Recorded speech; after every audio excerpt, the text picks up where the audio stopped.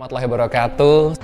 Halo, saya Dodi Harmatra, news presenter dan produser di Lensa Indonesia RTV, sekaligus mahasiswa program Pascasarjana, program studi komunikasi korporat Universitas Paramadina. Saya Gede Satria dari iNews, penerima beasiswa jurnalis dan guru. Perkenalkan, saya Rian Fernando, produser lapangan dan juga host dari CNN Indonesia TV yang juga merupakan bagian dari Universitas Paramadina sebagai mahasiswa Magister Ilmu Komunikasi pada tahun 2023. Selamat ulang tahun untuk Universitas Paramadina. Selamat Dis Natalis ke-27 Universitas Paramadina. Selamat Dis Natalis untuk Universitas Paramadina yang ke-27. 27 tahun bukanlah waktu yang singkat. Selamat atas semua perjalanan yang luar biasa yang telah dilewati. Semoga seluruh sivitas akademika Universitas Paramadina selalu sukses dan berbahagia. Selamat ulang tahun yang ke-27 untuk Universitas Paramadina. Kami dari Konrad Adenauer Stiftung mengucapkan selamat atas pencapaian luar biasa selama 27 tahun berjalan. Assalamualaikum warahmatullahi wabarakatuh. Saya Welfizon Yuza, Direktur Utama PT Transportasi Jakarta, mengucapkan Dirgahayu yang ke-27 untuk Universitas Paramadina.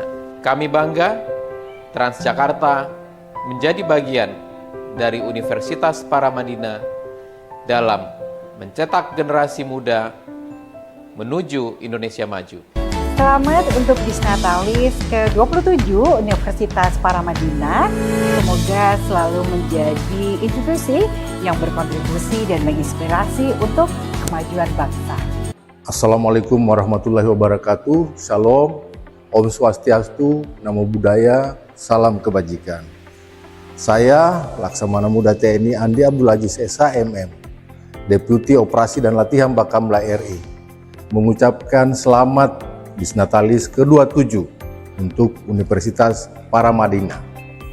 Universitas Paramadina telah menjadi bagian penting dalam membangun generasi unggul yang berkontribusi untuk kemajuan bangsa. Halo semuanya, perkenalkan nama saya Muhammad Gufron Musyafa, Prodi Ilmu Komunikasi Angkatan 2024. Selamat Dis Natalis yang ke-27 untuk Universitas Paramadina.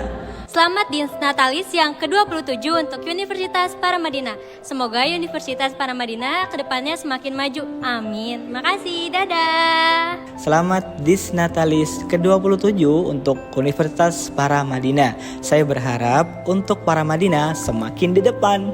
Semoga Universitas Paramadina melahirkan generasi-generasi emas dan berkualitas. Selamat Dis Natalis ke-27 Universitas Paramadina. Semoga kedepannya menjadi kebanggaan untuk para pelajar yang ada di Indonesia.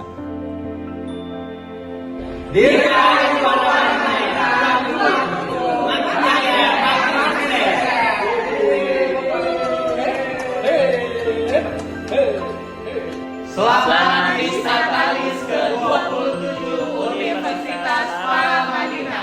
Semoga semakin menyala dan jaya. Selamat Dis Natalis ke-27 untuk Universitas Paramadina. Semoga semakin jaya. Selamat ulang tahun untuk Universitas Paramadina yang ke-27. Selamat ulang tahun Universitas Paramadina yang ke-27. Makin sukses, makin jaya. Top and top. Selamat ulang tahun Universitas Paramadina yang ke-27. Selamat ulang tahun Universitas Paramadina. Thank you Paramadina. Kami dari kampus Kuningan mengucapkan Dirgahayu.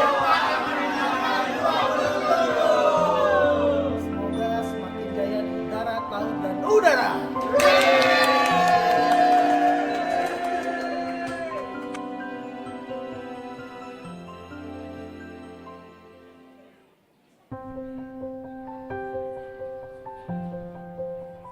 Assalamualaikum warahmatullahi wabarakatuh. Halo, saya Dodi Harmatra, news presenter dan produser di Lensa Indonesia RTV, sekaligus mahasiswa program Pascasarjana, program studi komunikasi korporat Universitas Paramadina. Saya Gede Satria dari iNews, penerima beasiswa jurnalis dan guru. Perkenalkan, saya Rian Fernando, produser lapangan dan juga host dari CNN Indonesia TV yang juga merupakan bagian dari Universitas Paramadina sebagai mahasiswa Magister Ilmu Komunikasi pada tahun 2023. Selamat ulang tahun untuk Universitas Paramadina. Selamat Dis Natalis ke-27 Universitas Paramadina. Selamat Dis Natalis untuk Universitas Paramadina yang ke-27. 27 tahun bukanlah waktu yang singkat. Selamat atas semua perjalanan yang luar biasa yang telah dilewati. Semoga seluruh sivitas akademika Universitas Paramadina selalu sukses dan berbahagia. Selamat ulang tahun yang ke-27 untuk Universitas Paramadina. Kami dari Konrad Adenauer Stiftung mengucapkan selamat atas pencapaian luar biasa selama 27 tahun berjalan. Assalamualaikum warahmatullahi wabarakatuh. Saya Welvizon Yuza, Direktur Utama PT Transportasi Jakarta, mengucapkan Dirgahayu yang ke-27 untuk Universitas Paramadina. Kami bangga Transjakarta menjadi bagian dari Universitas Paramadina dalam mencetak generasi muda menuju Indonesia maju. Selamat untuk Disnatalis ke-27 Universitas Paramadina. Semoga selalu menjadi institusi yang berkontribusi dan menginspirasi untuk kemajuan bangsa. Assalamualaikum warahmatullahi wabarakatuh. Shalom, Om Swastiastu, Namo Buddhaya, salam kebajikan. Saya Laksamana Muda TNI Andi Abdul Aziz Esa MM, Deputi Operasi dan Latihan Bakamla RI, mengucapkan selamat Disnatalis ke-27 untuk Universitas Paramadina. Universitas Paramadina telah menjadi bagian penting dalam membangun generasi unggul yang berkontribusi untuk kemajuan bangsa. Halo semuanya. Halo semuanya, perkenalkan nama saya Muhammad Gufron Musyafa, Prodi Ilmu Komunikasi Angkatan 2024. Selamat Dis Natalis yang ke-27 untuk Universitas Paramadina. Selamat Dis Natalis yang ke-27 untuk Universitas Paramadina. Semoga Universitas Paramadina kedepannya semakin maju. Amin. Makasih, dadah. Selamat Dis Natalis ke-27 untuk Universitas Paramadina. Saya berharap untuk Paramadina semakin di depan. Semoga Universitas Paramadina melahirkan generasi-generasi emas dan berkualitas. Selamat Dis Natalis ke-27 Universitas Paramadina. Semoga kedepannya menjadi kebanggaan untuk para pelajar yang ada di Indonesia.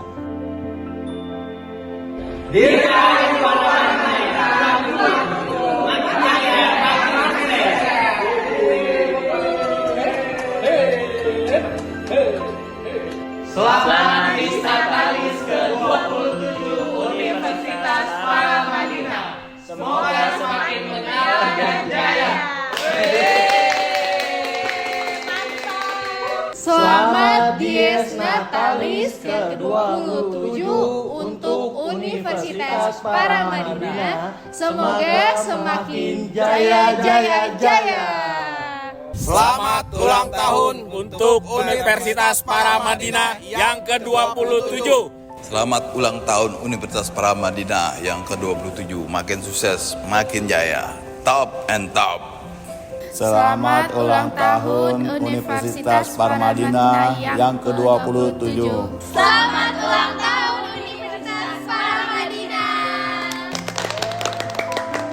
Thank you Paramadina.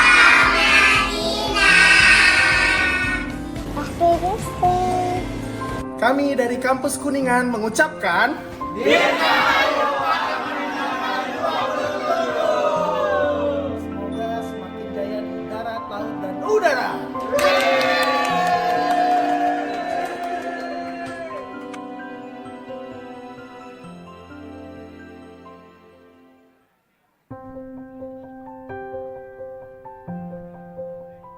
Assalamualaikum warahmatullahi wabarakatuh.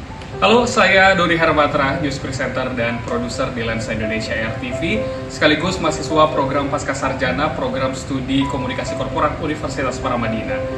Saya Gede Satria dari iNews, penerima beasiswa jurnalis dan guru. Perkenalkan, saya Rian Fernando, produser lapangan dan juga host dari CNN Indonesia TV yang juga merupakan bagian dari Universitas Paramadina sebagai mahasiswa Magister Ilmu Komunikasi pada tahun 2023. Selamat ulang tahun untuk Universitas Paramadina. Selamat Dis Natalis ke-27 Universitas Paramadina. Selamat Dis Natalis untuk Universitas Paramadina yang ke-27. 27 tahun bukanlah waktu yang singkat. Selamat atas semua perjalanan yang luar biasa yang telah dilewati. Semoga seluruh sivitas akademika Universitas Paramadina selalu sukses dan berbahagia. Selamat ulang tahun yang ke-27 untuk Universitas Paramadina. Kami dari Konrad Adenauer Stiftung mengucapkan selamat atas pencapaian luar biasa selama 27 tahun berjalan. Assalamualaikum warahmatullahi wabarakatuh. Saya Welvizon Yuza, Direktur Utama PT Transportasi Jakarta, mengucapkan Dirgahayu yang ke-27 untuk Universitas Paramadina. Kami bangga Transjakarta menjadi bagian dari Universitas Paramadina dalam mencetak generasi muda menuju Indonesia maju.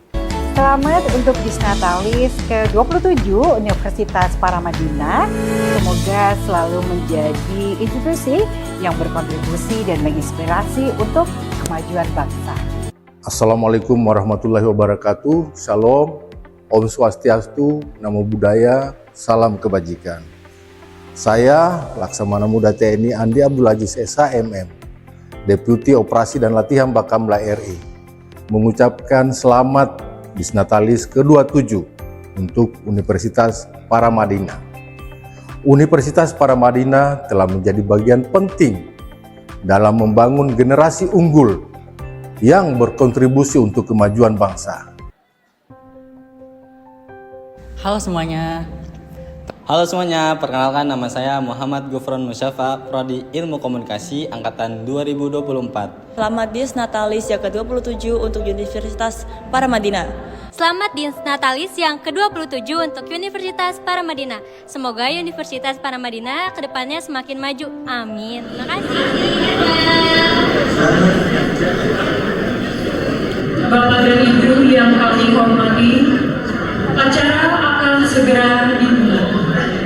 Para hadirin dimohon untuk duduk di tempat yang telah disediakan.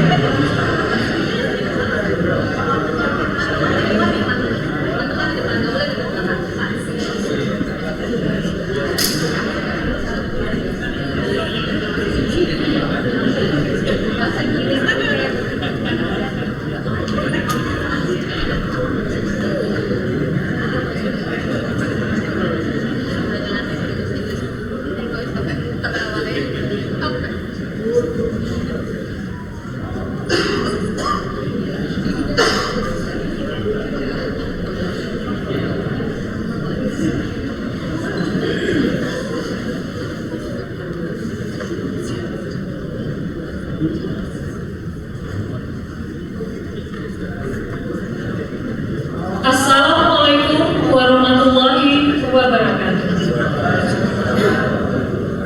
Salam sejahtera kepada seluruh hadirin yang telah hadir di Auditorium Nurholis Majid pada hari ini.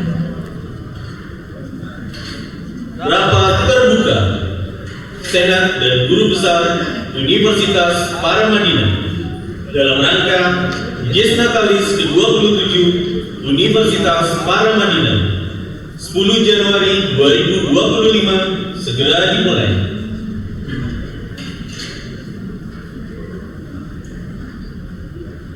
Senat dan Guru Besar Universitas Paramadina memasuki ruangan. Hadirin, kami mohon untuk berdiri.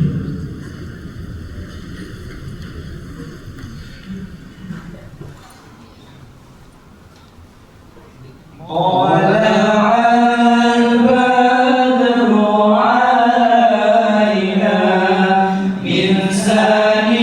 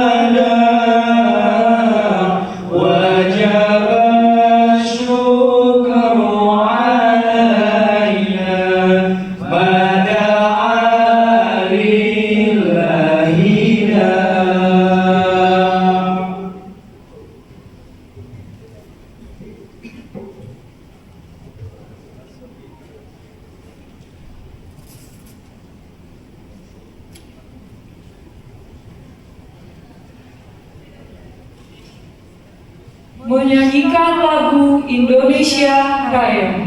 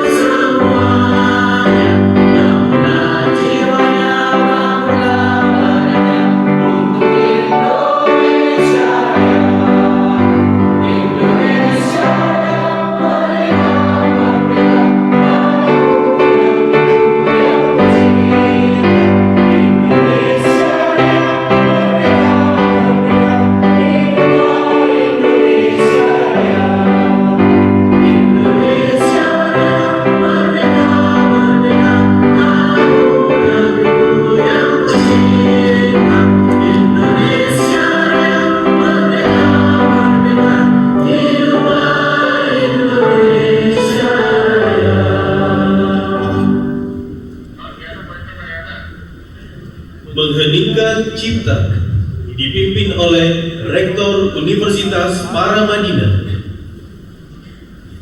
Kepada arwah pahlawan yang kita cintai, kepada pendiri Universitas Paramadina, guru besar yang sudah menurut kita, Profesor Boris Maji, Prof. Hadi BM, Prof. Firmansyah, mengheningkan Cipta mulai.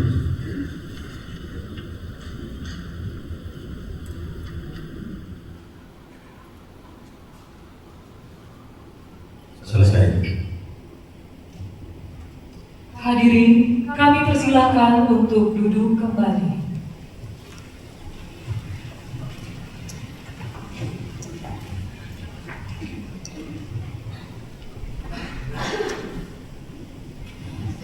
Pembacaan ayat suci Al-Quran. Assalamualaikum warahmatullahi wabarakatuh.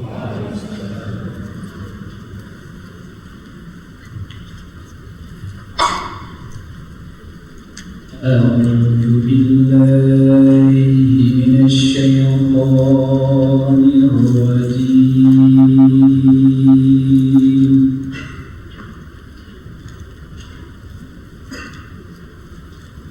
بسم الله الرحمن الرحيم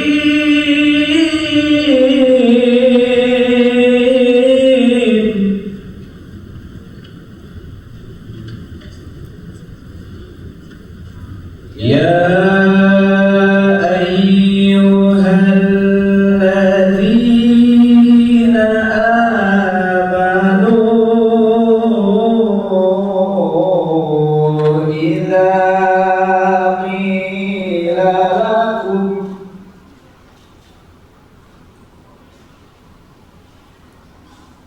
إذا قيل لكم تفسحوا في المجالس فافسحوا يفسح الله لكم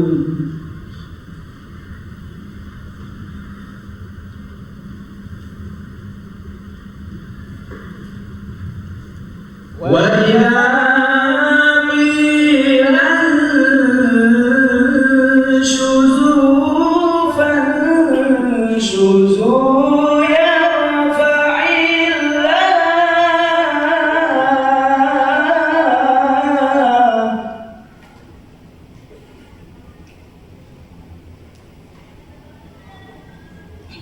يرفع الله الذين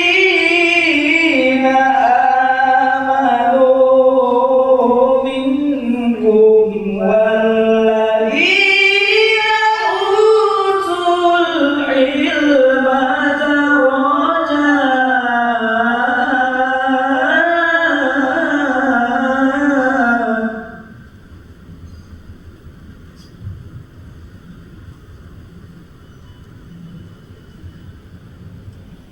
والله بما تعملون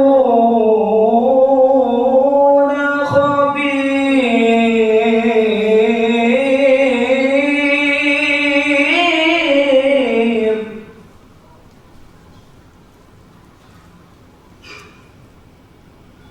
والله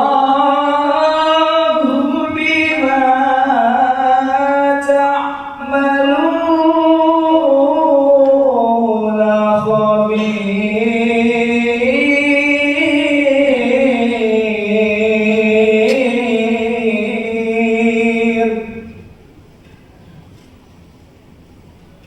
Aku berlindung kepada Allah dari syaitan terkutuk. Dengan menyebut nama Allah yang lagi Maha Pengasih, lagi Maha Penyayang. Wahai orang-orang yang beriman, apabila dikatakan kepadamu, berilah lapangan di dalam majelis-majelis, lapangkanlah, niscaya Allah akan memberi lapangan untukmu. Apabila dikatakan kepadamu, berdirilah kamu, maka berdirilah.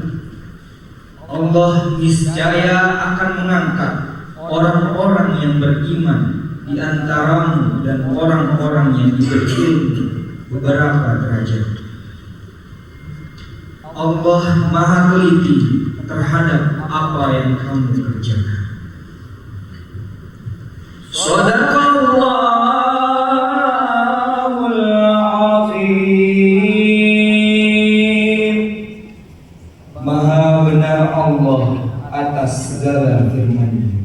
Wassalamualaikum warahmatullahi wabarakatuh.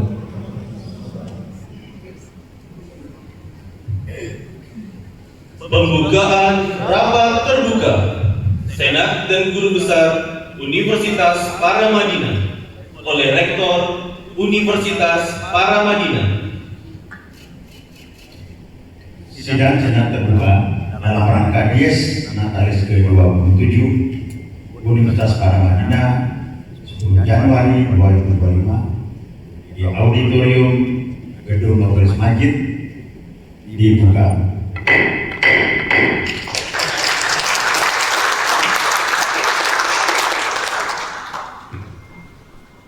Sambutan Rektor Universitas Paramadina kepada Profesor Didik J. Rahmini, MSc PhD, kami persilakan.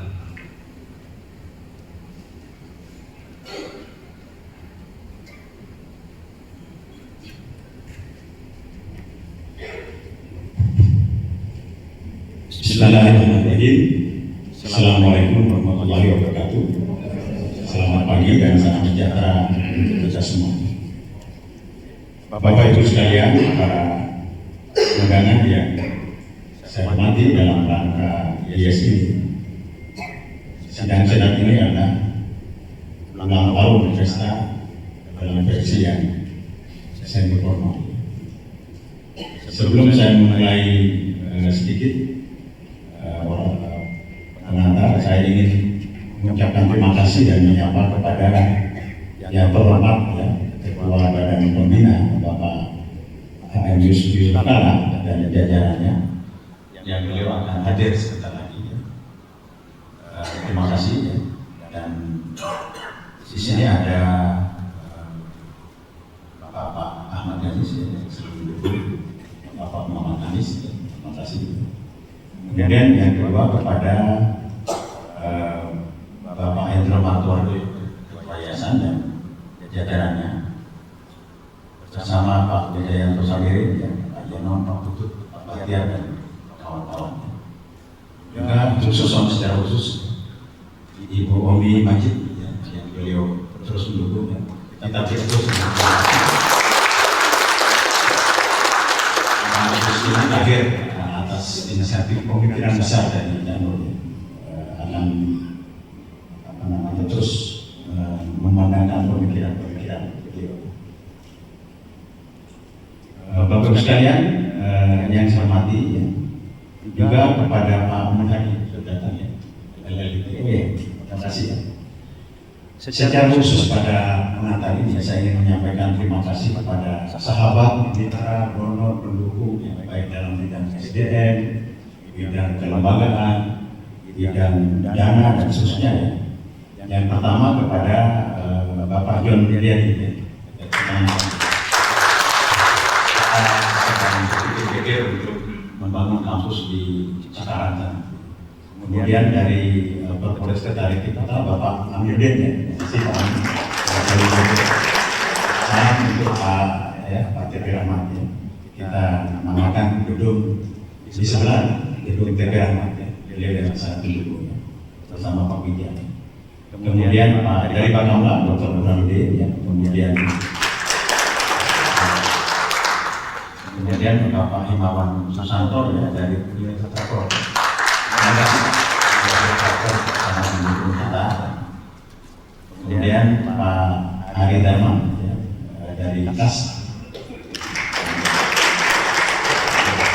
Kemudian kita punya dua tamu dari kebangsaan Malaysia, Prof. Muhammad Husin dan Prof. Fauzi.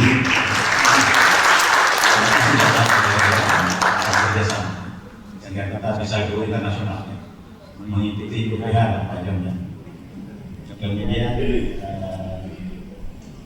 Ibu Iriani, kemudian Bapak Sulaiman dari Transjakarta, Ibu Leoni. Ada yang belum sebut? Ada ya? Pak Bahtiar sudah ya? Biasanya ngilang ke Eropa naik motor. Saya nggak usah ceramah, baca pantun aja ya. Diberi pantun ya. Saya baca pantun aja ya. Cakapnya yang keras ya. Mendaki gunung di pagi petang, pemandangan indah memukau mata. Bertambah usia Universitas Paramadina kita semakin mantap dalam berkarya. Jadi Bapak sekalian, mahasiswa terakhir itu 5.800 Mas Komar sekarang akan temanya dari beliau ya, bangsa yang tersandra itu menggugah ya. Dan sengaja saya minta beliau secara khusus ya. Jadi kita sekarang sudah mempunyai 5.800 mahasiswa. Ada wisuda 700 dengan 5.200-an. Dan insya Allah biasanya bulan Februari itu 900 sampai 1.000 yang akan masuk. Dan minat kepada Universitas Paramadina cukup besar. Dan insya Allah tidak lama lagi Pak JK minta 10.000 kayaknya. Biar Kami ingin laporkan kepada yayasannya, Pak Ganis ya, dan Pak Anies ya, dan Pak Hendro, bahwa kita sekarang sudah mempunyai 7 guru besar. Guru besar.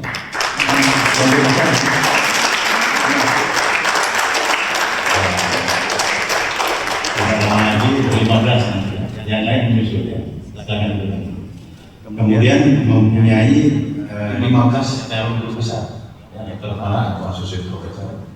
Kemudian rektor 57, asisten ahli 30 dan tenaga pengajar 20, sehingga 130 tetapnya, belum dosen tetap. Jadi sudah berkembang, insya Allah Pak Oni, ini warisan Janur, insya Allah akan berkembang terus. Mohon doanya biar teman-teman semangat. Saya kira itu ya, dan tidak ada pantun lagi.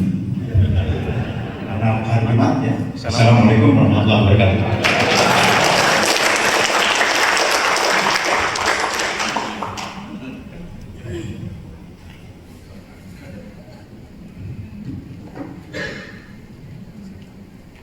Sambutan Ketua Umum Yayasan Wakaf Paramadina kepada Bapak Hendro Martowardoyo kami persilakan.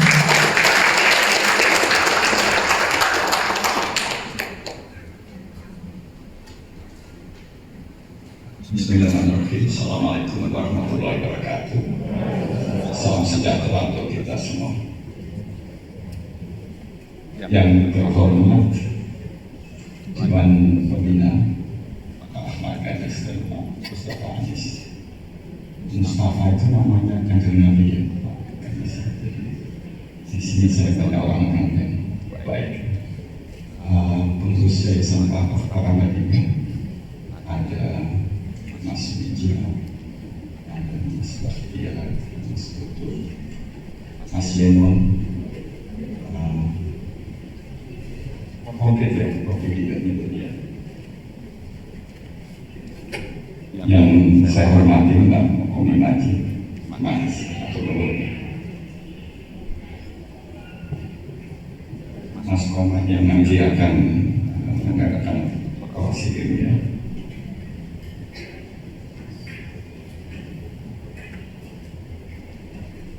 Saya langsung kepada gedung ini atau gedung sebelah dan di belakangnya tidak mungkin ada kalau tidak ada donatur kita.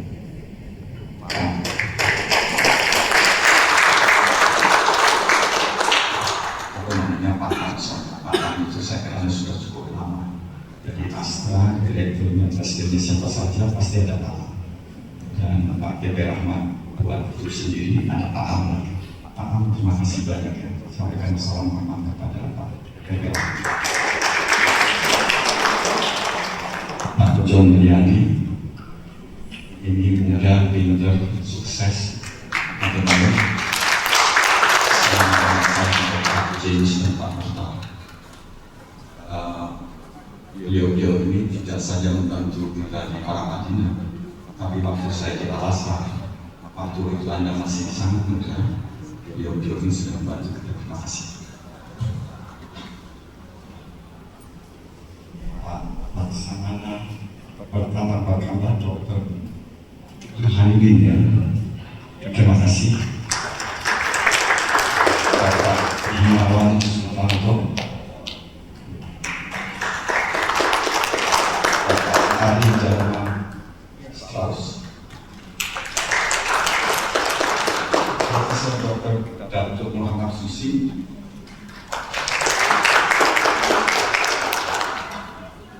Bapak Sultaman, Kepala Divisi Sumber Daya Jakarta. Terima kasih. Kita nanti sampai sini ya. Kalau perlu tetapnya di sini gitu. Jadi kita student-student kita yang di sana bisa sampai. Terima kasih ya. Dan saya mohon lebih banyak anak-anak Anda di sekolah di sini. Jadi kita jangan.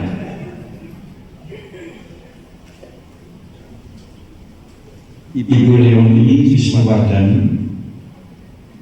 terima kasih. Sebenarnya Sivitas Akademi Universitas Paramadina. Saya sebutnya terima kasih yang paling banyak untuk Prof. Didi. Di bawah pimpinan Prof. Didi, ini kita ada 3 kampus, Prof. Terima kasih. Jadi ada kampus yang 2 ribuan, ada kampus yang 3 ribuan gitu ya.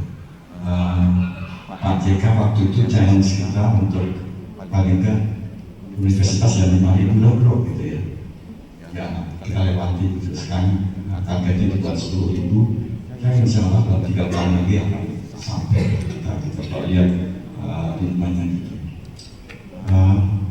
Keislaman ke-Indonesiaan kemodernan kita selalu pakai bahwa itu adalah filsafat dari para Madinah.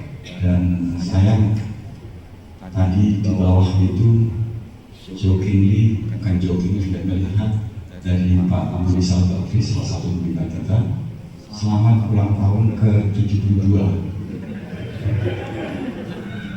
Jadi saya harus dikasih nasihat sama Pak Ahmad Ganis, bro, Ical itu kita Sahara. Benar juga Pak Ganis gitu. Tapi menurut saya itu doa ya, 72 tahun. Saya selalu bilang sama teman-teman orang Madinah, nanti 100 tahun yang akan datang, ada 3 organisasi yang besar, para Madinah, Nahdlatul Ulama, dan Muhammadiyah.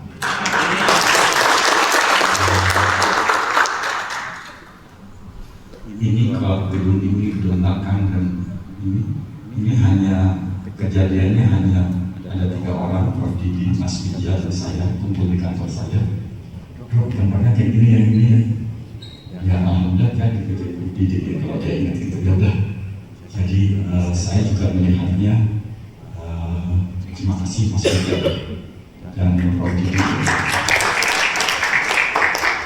Saya nggak minta pantun gitu ya. Tapi bismillah lah, insya Allah. Ada salawat badan ya Pak Mus, jadi kita sudah bahagia mendengarnya gitu. Dengan bantuan Bapak Ibu semua gitu ya. Even Malaysia itu internasional, go internasional gitu ya. Di Asia first and then before we go to UK and other countries. Selamat kepada Universitas Padang Madinah yang salah Pak Ical terus 72 tahun tapi 27 tahun, dan insya Allah ini menjadi doa kepada kita bahwa kita akan sampai 72 tahun or even more. Assalamualaikum warahmatullahi wabarakatuh.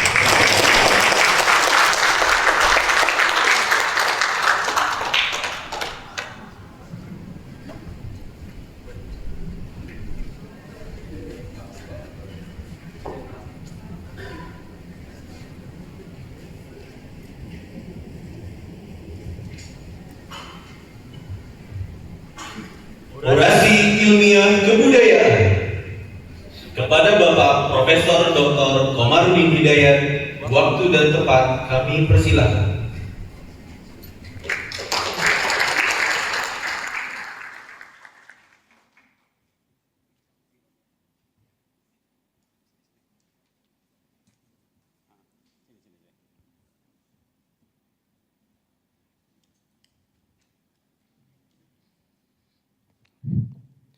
Assalamualaikum warahmatullahi wabarakatuh. Alhamdulillah, bismillah, wassalatu wassalamu ala rasulillah. Yang saya hormati pengurus Yayasan Madinah. Di sini ada senior kami, Rama Omi, ada Sekaligus, Sinullah, Anjis, dan rektor, kawan-kawan semua di sini. Satu kebahagiaan saya ingin isi acara ini. Saya diminta untuk bicara, judulnya saya tersandra. Tulisan ini pernah juga di Kompas, dan saya ini sebetulnya hasil diskusi saya dengan saudara Bila yang memberi buku oleh Mansur Osman, judulnya The Rise and Decline of Nations, asal-usul sebuah bangsa. Dari buku itulah kemudian saya elaborasi dari tulisan.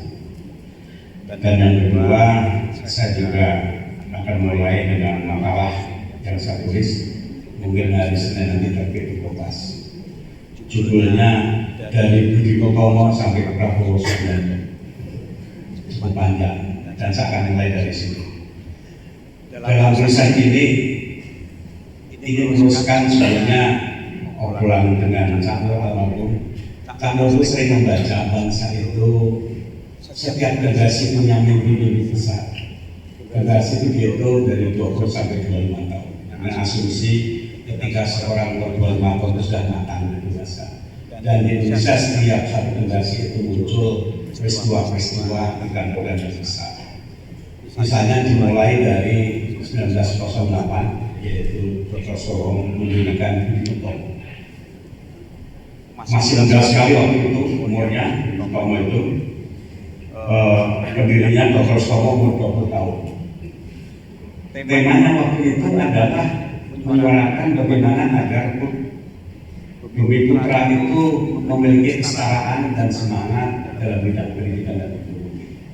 Jadi di tengah kekuasaan penjajah, Budi Utomo sudah mengajak pemuda untuk bermimpi untuk maju agar setara pendidikannya dan ekonominya. Nah, mimpi itu kemudian di-grooming berkembang terus, dikembangkan oleh generasi ke-8 20 tahun kemudian. Pada waktu itu ada misalnya Muhammad Yamin 25 tahun umurnya, Wakil Dr. Supratman 25 tahun, Subondo Joyo Pustito 23 tahun, Amir Sarifudin 21 tahun, Kartos Wiryo 23 tahun, Johannes Leminan 23 tahun.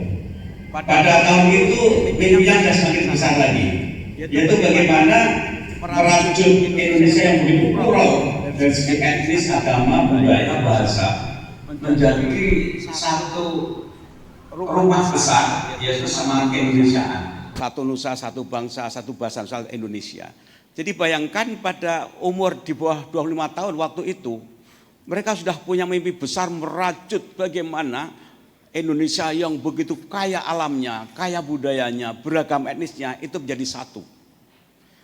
Saya nggak tahu tuh orang Senayan mimpinya apa sekarang ini gitu. Tapi waktu itu mimpinya udah besar sekali itu, pemuda 28 itu. Nah, mimpi-mimpi ini ternyata punya resonansi. Yang pada awalnya mimpi itu dimulai dari elit. Ya mungkin seperti elit di ruang ini kan elit. Tapi kemudian mendapatkan resonansi, amplifier oleh tokoh-tokoh itu. Dan itu diteruskan oleh generasi 45. Jadi apa yang disuarakan, dicetuskan oleh generasi 98, 28, oleh 45 kemudian diwujudkan dalam bentuk action, yaitu dilembagakan, muncullah kemudian negara Indonesia. Jadi kalau awalnya itu berangkat dari ide, tapi kemudian melembaga menjadi sebuah negara bangsa. Bahwa kita harus punya rumah yang satu, yaitu yang berdaulat namanya Negara Republik Indonesia. Nah, saudara sekalian, saya bayangkan ya, kalau saja pemuda-pemuda waktu itu tidak cepat meresponi, ambil inisiatif besar, dan mereka tidak bisa membaca tanda-tanda zaman, maka Indonesia nggak akan muncul. Indonesia yang semula berada di tangan Belanda, kemudian pindah di bawah rengkuan Jepang, mungkin pindah ke Inggris kan, karena dianggap sebagai negara pampasan perang, kalah perang. Tapi waktu itu pemuda-pemuda itu sangat visioner, inisiatif luar biasa, kemudian diproklamasikan. Jadi ada saat-saat memang bahwa bangsa ini punya ide-ide besar yang mengagetkan dan visioner, dan kita menikmati warisan itu. 20 tahun kemudian, jadi setelah merdeka, maka kemudian Bung Karno dan Bung Hatta dipercaya sebagai nahkoda mengendalikan, membangun bangsa ini. Bung Karno disebut sebagai nation builder, yang dia harus menyelesaikan berbagai konflik. Konfliknya begitu panjang dan banyak, antara pusat dan daerah, konflik horizontal, vertikal, etnis, militer, sipil, agama, macam-macam konflik. Dan dalam hasil penelitian Pak JK, selama kepemimpinan Bung Karno awal tuh konflik banyak sekali. Pusat daerah, belum lagi horizontal, vertikal. Dan puncaknya kemudian terjadi tragedi nasional tahun 65. Jadi itu bisa kita maklumi konflik-konflik itu, sebagaimana ketika Amerika merdeka itu juga lama, negara yang begitu besar, plural, itu dihadapkan pada sekian banyak ragam dan potensi konflik itu sangat tinggi. Dan era Bung Karno, Pak Hatta itu mengalami itu. Sehingga terjadi satu tragedi dan kemudian muncullah Pak Harto. Dengan modal super semar yang sampai hari ini suratnya misterius, entah di mana dokumennya, tapi kemudian itu menandai satu era baru. Jadi kalau Bung Karno dikenal sebagai nation builder, maka orang memandang Pak Harto ini sebagai state builder. Bagaimana membangun negara. Kalau Bung Karno itu bangsa, Pak Harto menata administrasi kenegaraan, state builder. Dan oleh kawan-kawan dekatnya menyebutnya sebagai bapak pembangunan, whatever namanya lah. Obsesi Pak Harto adalah membangun stabilitas politik, ekonomi, dengan ongkos apa? Politik disederhanakan, dengan harapan agar tidak ngerecoki stabilitas pembangunan politik ekonomi sehingga terjadi penyederhanaan. Sayangnya obsesi Pak Harto untuk bangun ekonomi, tapi di ujungnya dia tidak mampu mengendalikan krisis ekonomi. Banyak sekali hutang luar negeri, baik oleh negara maupun swasta, yang menimbulkan krisis dan kemudian berakhir dengan pengunduran diri karena tekanan publik. Jadi obsesi membangun ekonomi, obsesi membangun korupsi dan sebagainya ternyata gagal dan itu mengantarkan dia kemudian dapat pressure dari masyarakat kemudian mundur. Nah, disusul kemudian era transisi, ada Pak Habibie, ada Gus Dur, Megawati, hemat saya 3 orang itu akan dikenang sebagai negarawan yang mengantarkan era reformasi dengan satu agenda demokratisasi, kebebasan berserikat dan seterusnya. Jadi di situ terlihat ya bahwa mimpi-mimpi besar dari setiap generasi itu ternyata berkembang. Jadi kalau generasi 1908 mimpinya itu adalah bagaimana agar pribumi maju pendidikannya, ekonominya. Kemudian 28 semakin besar lagi mimpinya, bagaimana bersatu, satu nusa, satu bangsa, satu bahasa. Kemudian 45 besar lagi mimpinya, yaitu punya negara yang berdaulat. Kemudian 65 mimpinya naik lagi, bagaimana mengisi negara itu dengan kesejahteraan ekonomi. Nah, pada generasi transisi reformasi mimpinya naik lagi, yaitu negara yang berdaulat, yang demokratis, yang setara, yang egaliter dan seterusnya. Sehingga di masa transisi itu muncul sekian banyak peraturan, undang-undang, keputusan yang menekankan kepada kebebasan berserikat, multi partai, kemudian desentralisasi sebagai antitesis terhadap sentralisasi waktu Orde Baru, otonomi daerah, kemudian kebebasan berserikat dan seterusnya. Jadi ida sekalian, kemudian ide-ide itu diwujudkan, dilaksanakan oleh SBY ketika pemilu 2004. Kebetulan waktu itu saya sebagai ketua Panwaslu, satu pemilu yang pertama kali di Republik ini yang dipilih secara langsung. Dan waktu itu pemilu berlangsung dengan damai, tidak ada keributan, tidak banyak macam-macam. Di samping waktu itu memang belum ada medsos, belum ada buzzer, tidak seribut sekarang. Dan faktor SBY juga ikut mempengaruhi karena sangat menonjol dibanding yang lain. Sampai-sampai ada satu candaan, andaikan waktu itu SBY disandingkan sandal jepit pun dia akan menang gitu kan. Artinya berbagai faktor itu membantu bagaimana pemilu berlangsung dengan damai.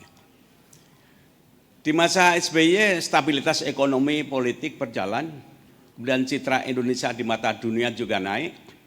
Dia sebagai militer intelektual dan dia melaksanakan agenda mandat yang diputuskan di masa transisi, terjadi pemisahan antara militer dan politik dan seterusnya. Walaupun ketika by orde baru, orde reformasi, di ujungnya itu semuanya gagal untuk memberantas korupsi.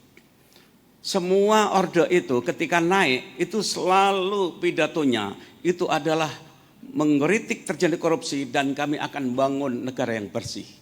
ketika Pak Harto mulai pertama pidatonya sama, tapi di ujungnya kandas karena korupsi. Begitupun ketika reformasi, desentralisasi, sampai membentuk KPK, semuanya semangatnya adalah pemberantasan korupsi. Tapi di ujung-ujungnya tiga-tiganya gagal. Bahkan sekian banyak tokoh-tokoh Demokrat juga terkena, kemudian kena KPK.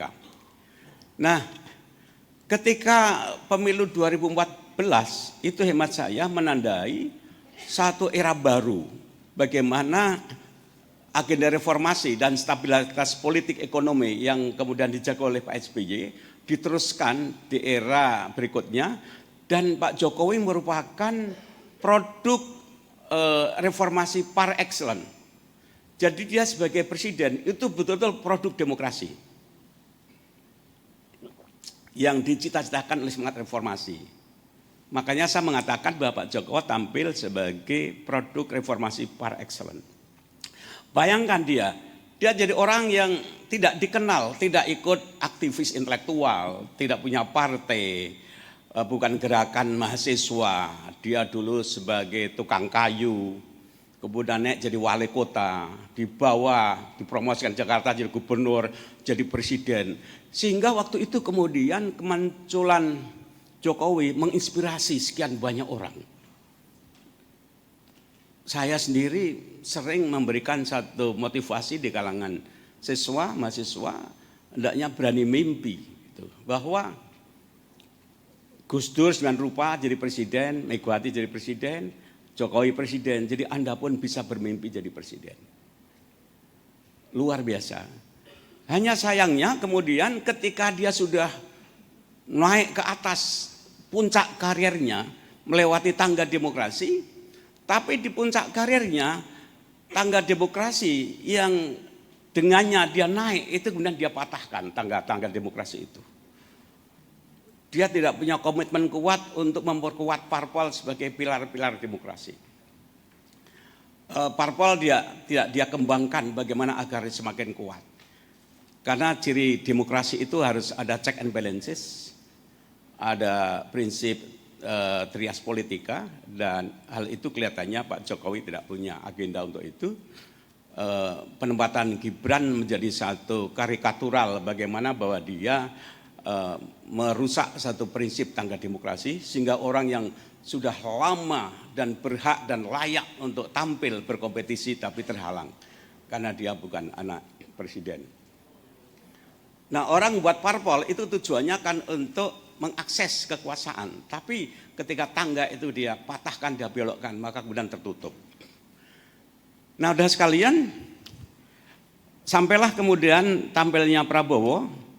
Kita juga berharap dia sebagai militer yang punya pengalaman panjang dalam birokrasi, dia seorang pebisnis, keluarganya berpendidikan. Kita tunggu, orang berharap apakah warisan dari presiden sebelumnya itu akan menjadi faktor kekuatan atau menjadi liability. Kita tidak bisa menilai karena baru saja mulai, tapi rakyat berharap bahwa dia bisa mengambil pelajaran dari semua presiden-presiden sebelumnya. Nah, kondisi terakhir yang saya tulis dalam artikel ini yaitu bangsa yang tersandera.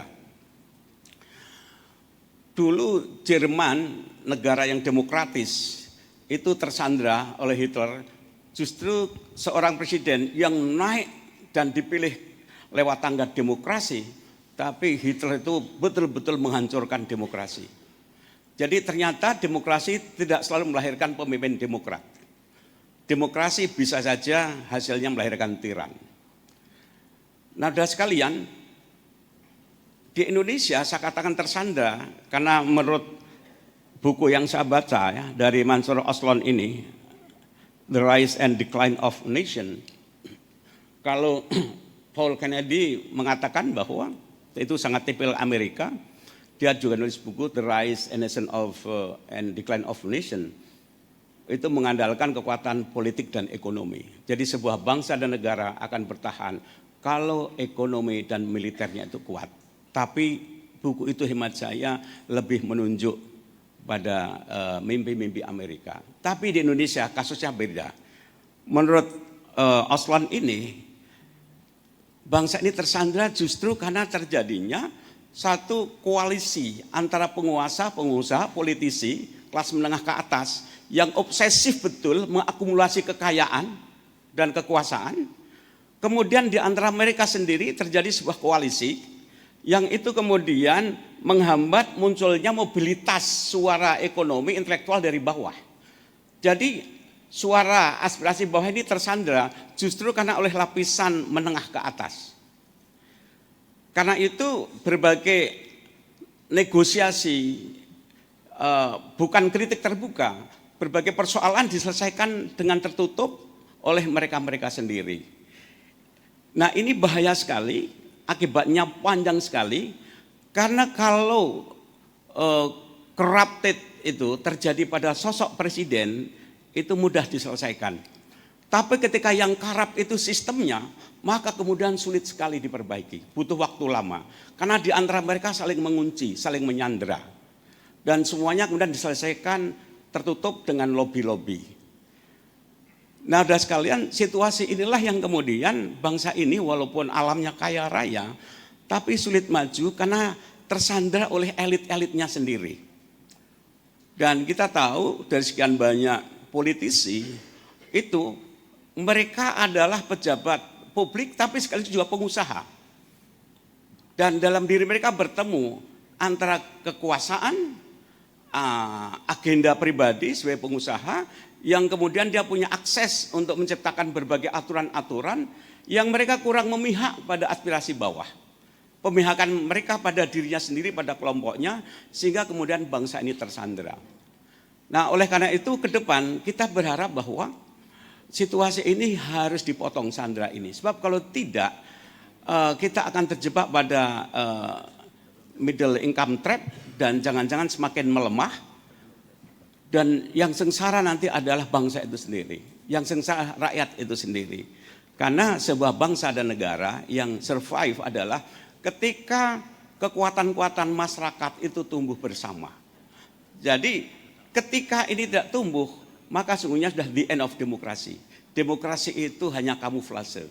Padahal dalam sejarah dikatakan bahwa sebuah bangsa yang survive adalah ketika demokrasi sehat. Dan demokrasi sehat ketika ruang publik terbuka, ruang partisipasi terbuka. Inilah saudara sekalian, sekarang ini kalau kita bicara tahapan generasi, kita mendekati atau mahasiswa kita itu menerima estafet tikungan generasi yaitu 25 tahun ke depan. Jadi kalau perubahan itu terjadi tiap 25 tahun, kita betul-betul sedang melangkah dan mengantarkan bagaimana kita masuki pada 2045, itu adalah satu tahapan perubahan generasi. Dengan demikian kami berharap dan kita berharap bahwa ke depan ini pemerintah Prabowo dan kita semuanya ikut mengantarkan bagaimana dari generasi ke generasi itu ke depan betul-betul akan mendekati apa cita-cita Budi Utomo, apa yang dicitakan, yang diimpikan oleh generasi 28, yang diimpikan oleh generasi 45, impikan 65 dan seterusnya. Jadi kita tidak boleh berhenti, kita tidak boleh lelah bahwa orang luar itu kagum sekali dengan Indonesia, sebuah bangsa negara yang plural sekali, yang secara geografis andaikan toh ini diletakkan dalam peta dunia, maka jarak antara Papua dan Aceh itu ibarat Teheran dan London.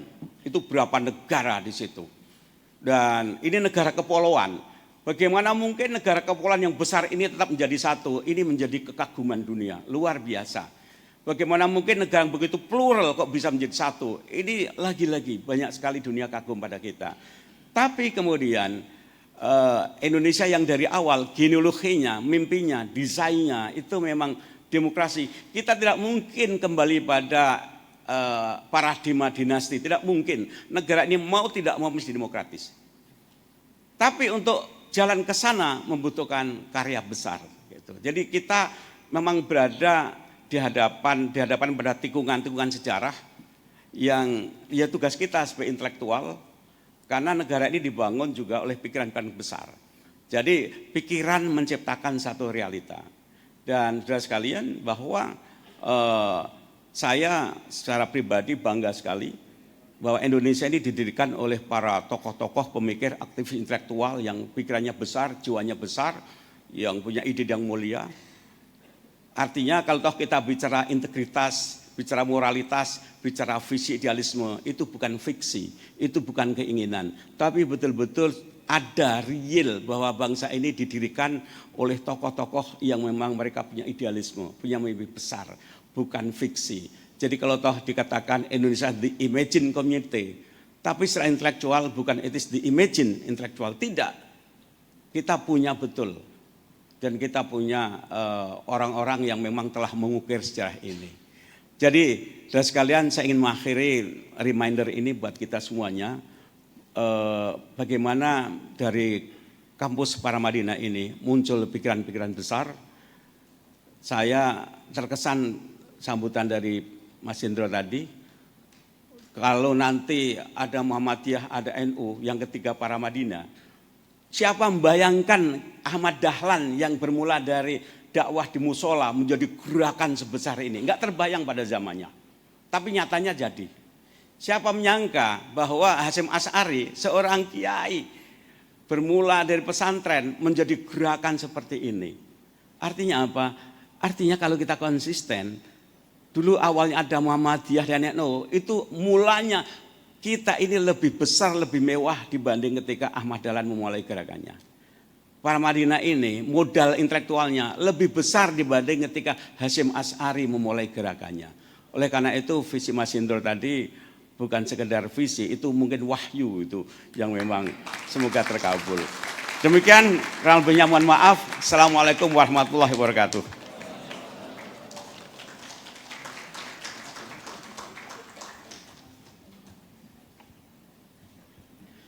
Penyerahan cindramata oleh Rektor Universitas Paramadina kepada Profesor Dr. Komarudin Hidayat, kami persilahkan.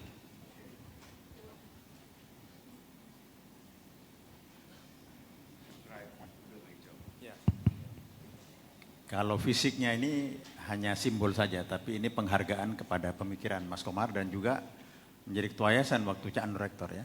Selamat Pak, terima kasih Pak Komar.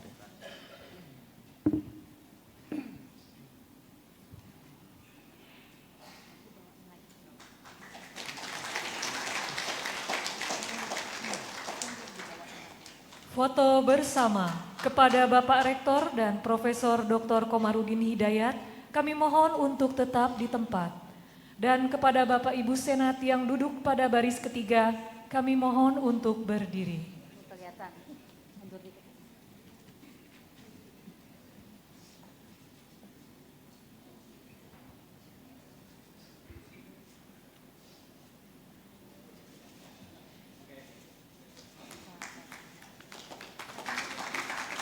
Terima kasih kepada Bapak Rektor dan Bapak Profesor Komarudin. Kami persilahkan untuk duduk kembali.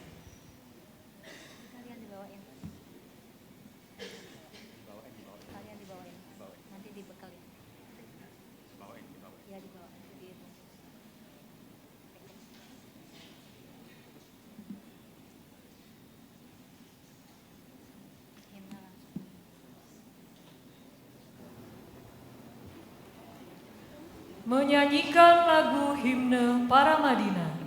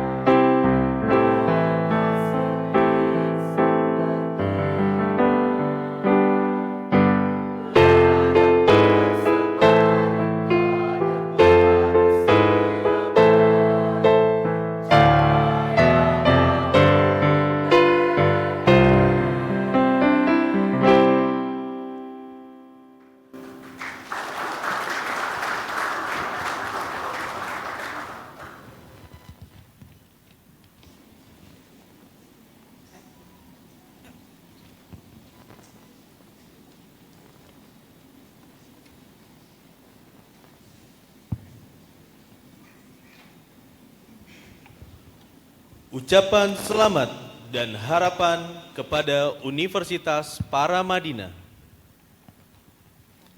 Assalamualaikum warahmatullahi wabarakatuh. Bapak Ibu sekalian, dalam Dies ulang tahun 27 ini kami ingin meminta ya sahabat-sahabat mitra untuk testimoni ya, memberikan pesan-pesan ya. Tapi sebelum pesan-pesan ini ada pesan yayasan bahwa gaji dosen akan dinaikkan.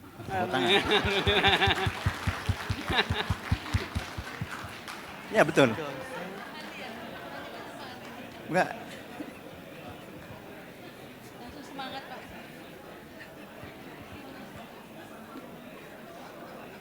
Ini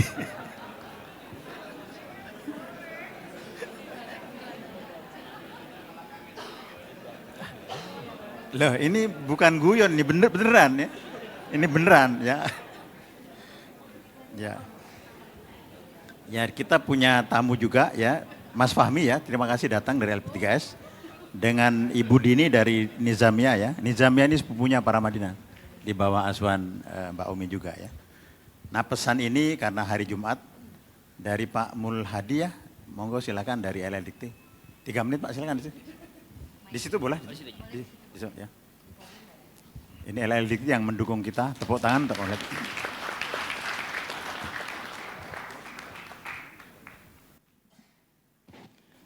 Bismillahirrahmanirrahim. Assalamualaikum warahmatullahi wabarakatuh. Mungkin sebelum menyampaikan ucapan selamat dan juga harapan kepada Paramadina, izin berkenan menyampaikan permohonan maaf dari Pak Kepala, Bapak Profesor Dr. Tony Toharudin. Karena seperti diketahui saat ini beliau diberi tugas tambahan sebagai pelaksana tugas Kepala Badan Standar Kurikulum dan Asesmen Pendidikan Kemendikdasmen. Jadi beliau sekarang mulai beraktivitas di sana, Pak Rektor. Jadi mudah-mudahan tidak mengurangi hikmatnya kegiatan hari ini. Baik, Bapak Ibu yang kami hormati dari Yayasan Wakaf Paramadina dan juga Pak Rektor beserta jajaran. Tentunya kami dari LLDikti Wilayah 3 sebagai perpanjangan tangan dari Kemendikti-Saintek. Mohon maaf masih agak kaget penyebutannya Bapak Ibu karena kementeriannya baru berlangsung sekitar 3 bulan. Ya, dulunya Kemendikbudristek, sekarang jadi Kemendikti-Saintek. Jadi kami tentunya sebelumnya mengucapkan terima kasih yang sebesar-besarnya kepada Paramadina. Nah, dengan kontribusinya dan juga semangatnya dalam mengembangkan dan meningkatkan kualitas sumber daya manusia di Indonesia melalui penjaringan mahasiswa tentunya sangat membantu pemerintah. Dan juga kami mengucapkan selamat kepada Universitas Paramadina segenap jajaran atas Disnatalis yang ke-27. Mudah-mudahan mimpi yang tadi yang disampaikan oleh dari yayasan insya Allah terwujud sampai dengan usia 72 ke atas dan sampai dengan mimpi yang terbesar tadi ada 3 institusi besar di Indonesia, mudah-mudahan itu terwujud. Tetapi tentunya itu perlu dirangkai dari awal. Tentunya dengan adanya Disnatalis hari ini semoga menjadi refleksi bagi Universitas Paramadina apa saja yang telah dilaksanakan. Kemudian juga perlu melakukan proyeksi ke depan untuk menjadi pesaing-pesaing perguruan tinggi yang lain. Dan tadi disebutkan ada juga dari UPH dan itu mungkin juga bisa menjadi motivasi dari Paramadina yang saat ini mereka sudah unggul. Dan itu tidak ada yang tidak mungkin ketika Paramadina benar-benar melakukan pembinaan itu untuk menjadi perguruan tinggi unggul. Dan mungkin sekali lagi mengucapkan selamat kepada yayasan atas dukungannya dan juga selamat kepada Universitas Paramadina sampai dengan tenaga pendidiknya. Tadi sudah diinfokan awal gaji dosennya akan dinaikkan. Nah, titipan kami mudah-mudahan tenaga kependidikannya juga dinaikkan Bapak Ibu. Ya. Wah, sebelah sini ya tenaga pendidikannya, karena yang heboh sebelah sini Pak Rektor.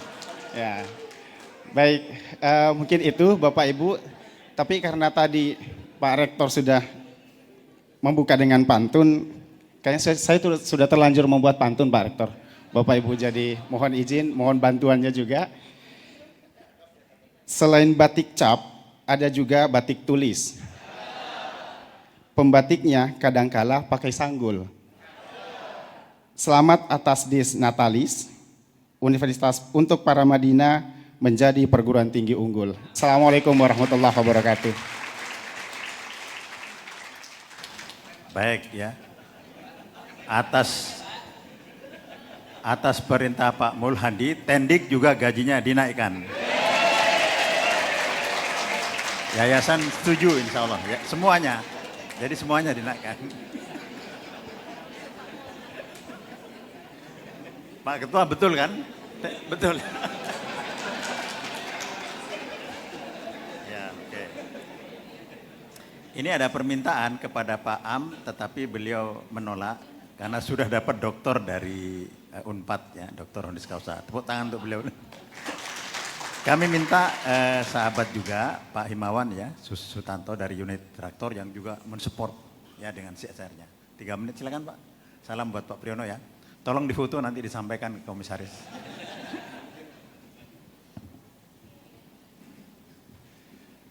Baik, Assalamualaikum warahmatullahi wabarakatuh. Salam sejahtera untuk kita semua. Puji syukur pada pagi yang cerah ini, karena memang beberapa hari belakangan curah hujan cukup tinggi. Dan rasanya di hari Disnatalis Universitas Paramadina dinaungi oleh kecerahan, dan semoga Universitas Paramadina membawa kecerahan untuk dunia pendidikan di Indonesia. Amin. Kami sebagai mitra dan pendukung rasanya dari United Tractors dan Astra Group selalu berharap bahwa lulusan dan alumni dari Universitas Paramadina turut mewarnai nanti generasi penerus bangsa hingga menuju Indonesia Emas 2045. Dan kami sangat senang karena terakhir di tahun lalu kami berkunjung dan visitasi ke Universitas Paramadina. Perkembangan secara infrastruktur sangat luar biasa. Aplaus dulu untuk Pak Rektor dan tim. Dan kami apresiasi bahwa ini sangat membuat kalau anak Gen Z sekarang itu well-being-nya Pak. Ya kan? Environment-nya itu yang paling utama, nyaman enggak? Tadi juga rekan saya ke kantin katanya juga nyaman gitu kan. Ini jangan-jangan nanti banyak juga mahasiswa yang akhirnya juga belajarnya di luar kelas nih. Jadi rasanya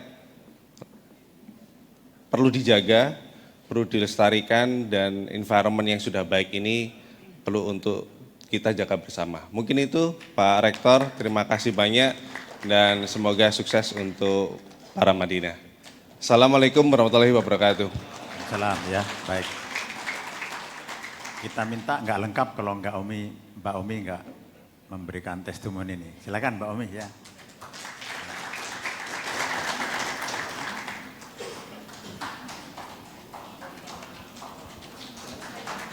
Selamat datang kami ucapkan kepada Bapak Honoris Causa Dr. Andes Haji Muhammad Yusuf Kalla di Auditorium Nurkolis Masjid.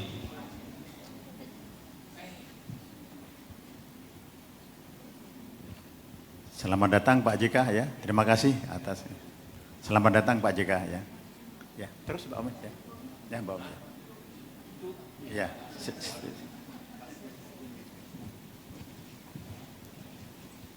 Selamat datang Bapak. Ini Mbak Omi sekarang memberi testimoni ya. Pak Omi ya, silakan Mbak Omi ya.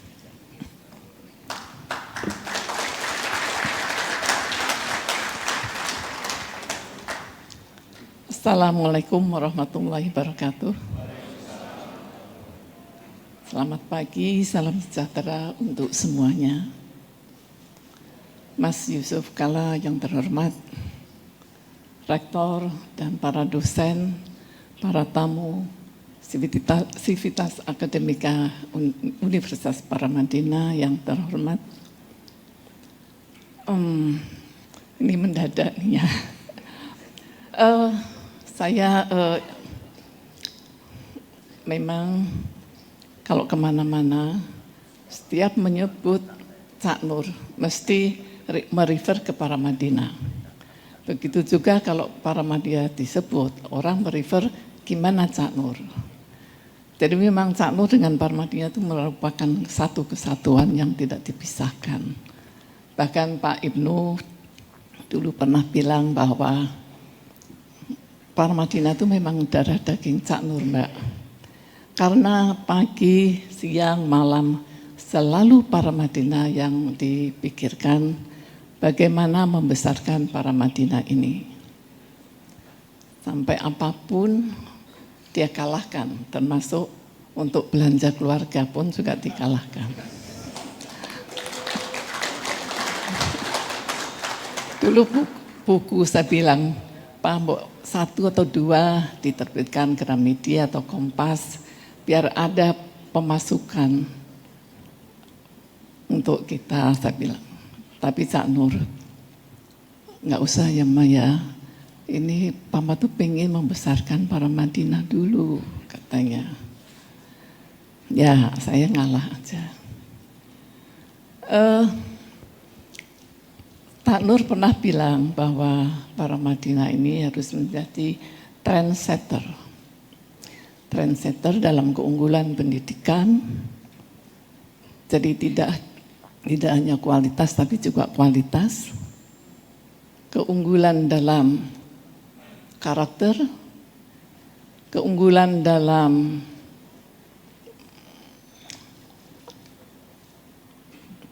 keteladanan publik, kejujuran, respek kepada siapapun, juga toleran. Nah, itulah mimpi Cak Nur yang masih kita idam-idamkan. Ya, saya masih ingat dulu awalnya di kantornya Mas Ganis, kantor kecil, muridnya 3, 5, terus 7, kemudian pindah ke Paramadina, akhirnya dibantu oleh Mas Puji. Dan saya kira baik juga kalau ulang tahun Paramadina ini juga mengetengahkan atau sebagai mengenang pemikiran Cak Nur dan mimpi-mimpi idealnya. Dan saya kira kita hadir di sini untuk mengenang pemikiran Cak Nur dan untuk mengejawantakan,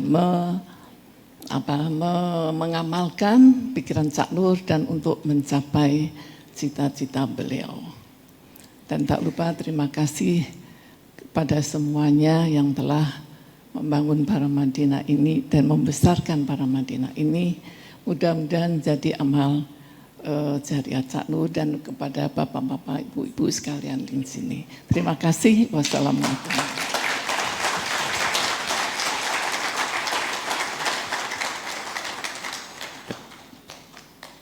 Terima kasih Mbak Umi ya.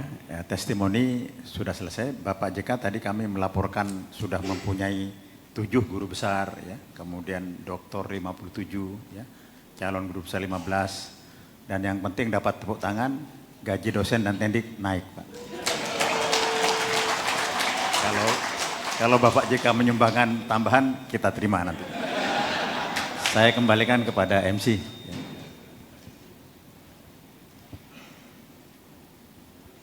Menyanyikan lagu Mars Paramadina.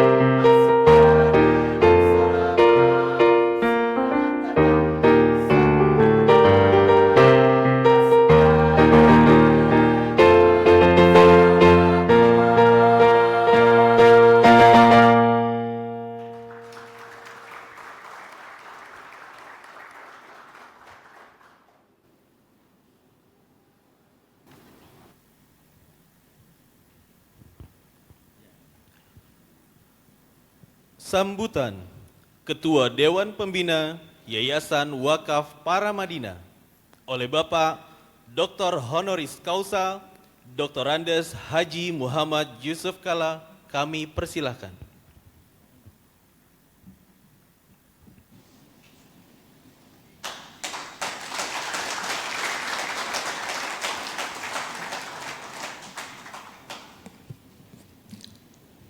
Bismillahirrahmanirrahim. Assalamualaikum warahmatullahi wabarakatuh. Alhamdulillahirrahmanirrahim. Wassalatu wassalamu ala asyrafil anbiya'i. Pertama minta maaf karena saya telat datang. Karena kesalahan teknis. Sekretari saya tulis acara jam 10 sampai jam 12. Jadi saya datang persis jam 10, ternyata jam 8, minta maaf. Rupanya salah dia. Kedua, pertama saya ingin mengucapkan selamat kepada seluruh teman-teman Paramadina, pendiri Pak Cak Nur, Ibu Omi ada di sini, dan para hadirin semua yang membantu Paramadina selama 27 tahun. Paramadina melalang buana di Jakarta ini. Dari sini ke sini ke sini. Alhamdulillah sekarang punya rumah sendiri.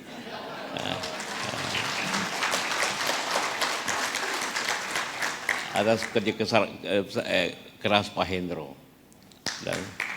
dan Surawijaya dan teman-teman yang lainnya. Ini ada dua ini yang tulang punggung ini dalam saya sebagai penasehat aja yang berikan saran-saran. Mula-mula gedung tinggi ini mau di gedung Yusuf Kalla, saya menolak, jangan. Ini khusus Cak Nur, mesti Cak Nur namanya, Nurholis Majid. Karena itu nama saya biar di belakang aja. Karena tidak bisa kita melupakan hubungan antara Paramadina dengan Nurholis Majid, teman baik saya terakhir. Di Indonesia ini ada 3 orang yang sangat berjasa dalam hal meningkatkan keagamaan golongan menengah ke atas. Pertama, Pak Habibie dengan Ijmi. Setelah Ijmi maka orang bebas berbicara tentang keagamaan di golongan menengah. Sebelum Ijmi orang merasa tertekan. Nanti dikira ekstrim, nanti dikira radikal. Kalau bicara keagamaan Ijmi, maka ada payung, maka golongan menengah bebas. Yang kedua, Nurholis Majid. Mulai pengajian dimulai dengan pengajian eksekutif, pikiran-pikiran yang sangat objektif, golongan menengah. Golongan menengah kemudian mulai belajar tentang Islam yang baik. Seperti mereka kata Umi tadi. Mulai juga melalang buana juga, pindah-pindah saya tahu. Kemudian ketiga, Andi Latif yang membuat ONH Plus. Tanpa ONH Plus, golongan menengah tidak ada haji. Bagaimana mau tinggal? Itu 3 orang menurut saya, mungkin agak lalai. 3 orang ini yang sangat berjasa, golongan menengah Indonesia ini. Dan Islam sekarang ini, kita bicara Islam, nanti perguruan tinggi. Perguruan tinggi Indonesia begitu banyaknya. Di Cina, penduduk 2,5 juta orang. Perguruan tingginya hanya 2.500. Kita penduduk 280, 4.500 perguruan tinggi. Maka perguruan tinggi bermacam-macam lah, dari yang hebat, yang besar, yang menengah, sampai ruko. Dan mudah-mudahan Paramadina ini berada di tempat yang baiklah di sisi teman-teman ini. Dan itu harapan kita semua dengan pikiran-pikiran dasar yang diwariskan oleh Cak Nur sebagai pikiran dasar menengah, pikiran menegak moderasi beragama. Tapi tentu bukan hanya agama. Sekarang ada kesadaran di kalangan tokoh perguruan tinggi Islam di dunia ini. Saya beberapa bulan lalu ke Mesir, bertemu dengan Grand Syekh Al-Azhar Ahmad Tauhid dia bertanya, dia langsung mengatakan, nanti tahun depan kalau datang lagi di sini melihat fakultas teknik yang sangat baik, fakultas kedokteran dan fakultas sains yang lainnya di Al-Azhar. Jadi nanti tamatan Al-Azhar bukan saja menjadi dai, bukan hanya jadi kiai, tapi dia engineer yang baik, yang baik. Disadari bahwa teknologi bersamaan dengan pikiran-pikiran keagamaan yang dapat memajukan bangsa ini. Pikiran-pikiran keagamaan saja yang dikembangkan itu akan menyebabkan juga persatuan dan sekaligus perpecahan. Karena berbagai apabila taksir berbagai begitu macam, maksudnya orang berbeda. Nah itulah maka Paramadina arahnya ke situ. Di samping berbicara tentang moderasi keagama yang moderat, tapi juga akan mengembangkan teknologi yang baik. Tanpa itu maka kita tidak akan maju. Tanpa hal tersebut. Itulah dasar daripada kita harapkan Paramadina berkembang seperti itu. Satu pemikiran tidak moderasi yang baik, wasatiyah, tapi dengan kemampuan teknologi, kemampuan pemikiran yang baik. Itu yang kita mendasarkan. Tentu kampus ini rumah yang tetap yang pertama tentu akan dikembangkan. Kemarin dengan Pak Hendro kita sudah berdiri jauh tengah di situ.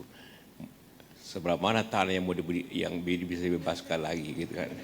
Sudah agak sombong sedikit sebenarnya. Seperti dikatakan tadi rektor ini sudah agak rektor untuk menaikkan gaji pegawai, menantang ya.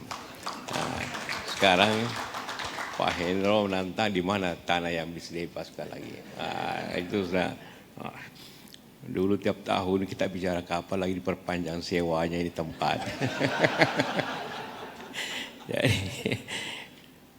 Jadi alhamdulillah saya kasih target sama Pak Didik tentang ke depan hal tersebut. Ya tentang keagamaan kalau tidak bisa dihindarkan. Saya kemarin minta maaf sehingga agak sedikit batu. Keliling sedikit Eropa, kemudian mau umrah. Ya umrah itu biasanya memang sisanya batu. Luar biasa umrah itu. Luar biasa orang datang ke Makkah. Sehingga tiap hari kita berhadapan dengan masa yang sangat besar dan berhimpitan. Sebelumnya saya ke Eropa. Setiap kali ke Eropa, ke Roma, ke Barcelona, hanya lihat katedral. Sampai bosan saya. Katedral yang hampir kosong. Yang hanya diisi, tapi jauh lebih banyak wisatawan yang datang. Jadi turis yang mengisi itu. Sebaliknya di Mekah, jamaah yang mengisi, turis tidak boleh masuk. Jadi luar biasa. Sekiranya boleh turis masuk barangkali 6 kali lipat orang Mekah itu yang hadir. Tapi terbalik keadaan. Alhamdulillah ini bahwa. Tetapi saya baca di berita 6 negara yang paling korup. Dari 6 itu 4 negara yang penduduk Islam. Yang pertama Syria, Bangladesh, Indonesia, dan satu lagi 4 pokoknya. Jadi agama kuat, korupsi juga kuat. Jadi di mana letaknya ini? Fungsi kan? Itu tantangan untuk kita. Karena saya bilang tantangan untuk kita. Semua itu berarti pemerintahnya tidak bagus. Sistem pemerintahan yang keliru, sistem demokrasi yang keliru. Seperti apa yang terjadi di Indonesia ini. Maka itu yang terjadi. Bagaimana kita ini fungsi universitas dapat berbakti meluruskan pikiran-pikiran dan tindakan-tindakan. Nah, mudah-mudahan Paramadina bisa membawa kita semua kepada hal-hal di samping Islam yang baik, teknologi yang bisa adaptif kepada masyarakat. Sering saya katakan, perang di Gaza itu kalau keberanian pasti orang Palestina lebih berani. Kalau uang pasti negara Arab jauh lebih kaya daripada Israel. Tapi kenapa kalah total? Karena teknologi. Bukan karena keberanian, bukan karena uang, karena keberanian, karena teknologi. Karena itu kalau negara kita kehilangan teknologi tidak dikembangkan dengan baik, maka seperti itu kita akan dikalahkan oleh negara-negara yang menguasai teknologi. Kita pikiran saja kita sudah dikuasai oleh teknologi. Dan itulah maka kita harapkan Universitas Paramadina ini yang kita tentu harapkan kita banggakan setelah mempunyai rumah yang tetap, tidak lagi kos-kosan di mana-mana, itu dapat menjadi awal dari kemajuan kita semuanya dan menjadi pengembangan dari generasi muda yang baik. Terima kasih. Wabillahi taufiq wal hidayah. Wassalamualaikum warahmatullahi wabarakatuh.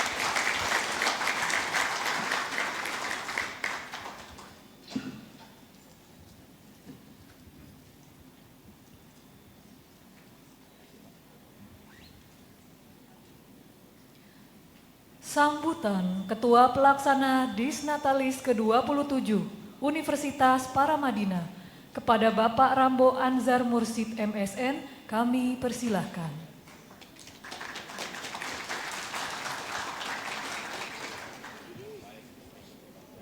Bismillahirrahmanirrahim.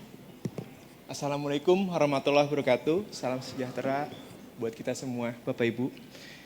Yang terhormat Dewan Pembina Yayasan Wakaf Paramadina, Bapak M. Yusuf Kalla, dan Ketua Umum Yayasan Bapak Hendro Martowardoyo. Yang terhormat Rektor Universitas Paramadina, Prof. Didi J. Rahbini, MSc, PhD.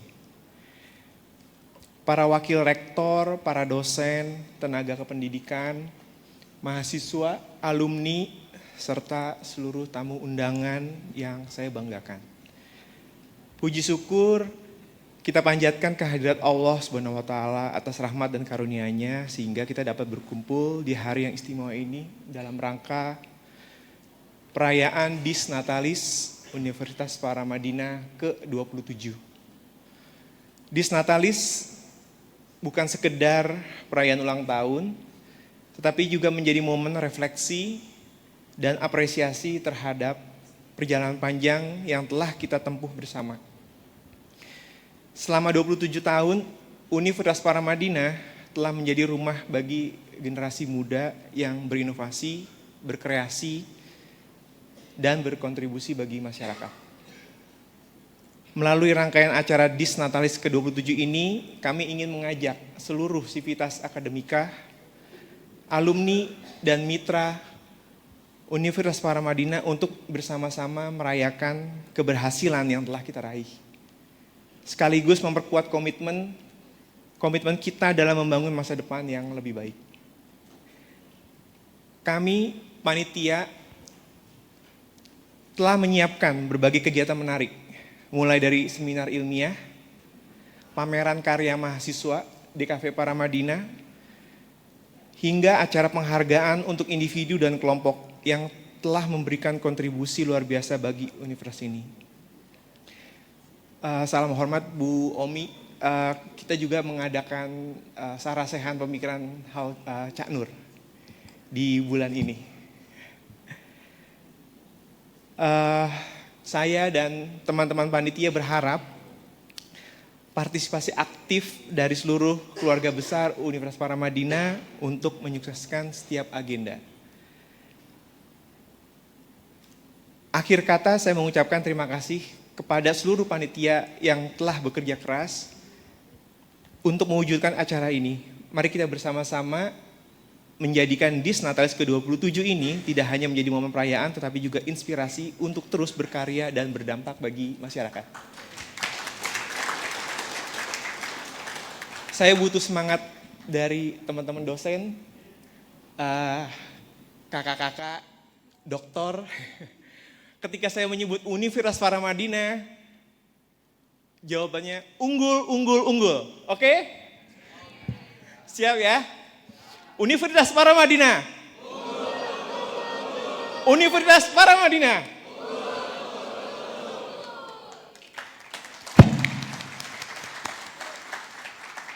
Sekali lagi, selamat merayakan Disnatalis ke-27 Universitas Paramadina. Semoga Allah Subhanahu wa Ta'ala senantiasa memberikan keberkahan dan bimbingan kepada kita semua. Wassalamualaikum warahmatullahi wabarakatuh.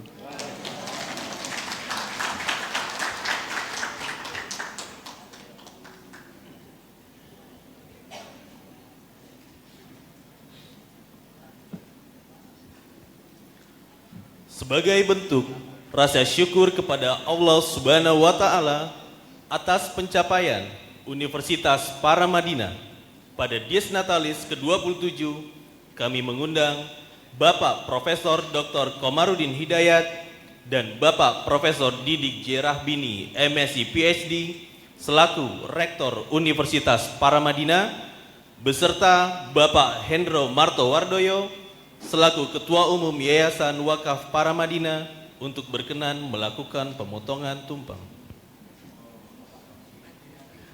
Dan didampingi oleh Pak Haji Muhammad Yusuf Kalla.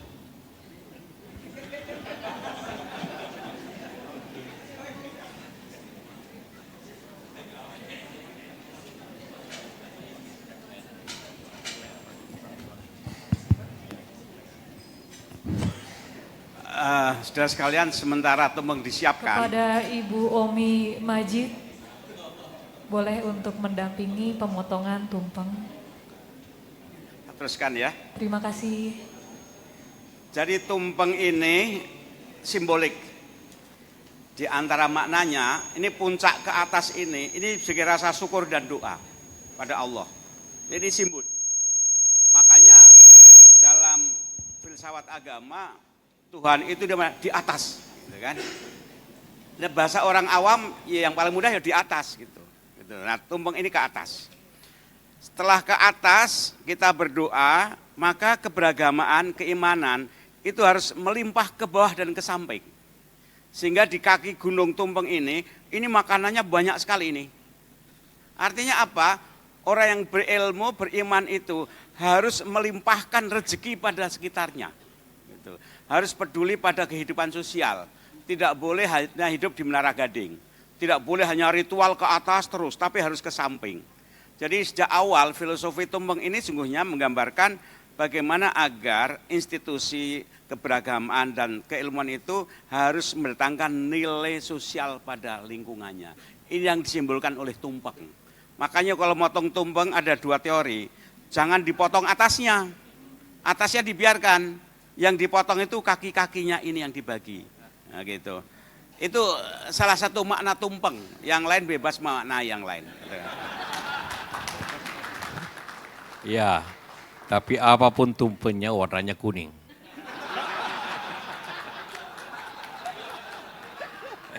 Nggak ada yang biru ya, Pak?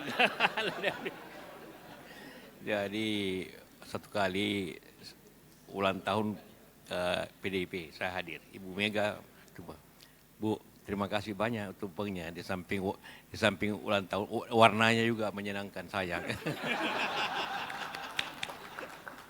Bukan merah, ulang kali kita bikin merah, ya silakan.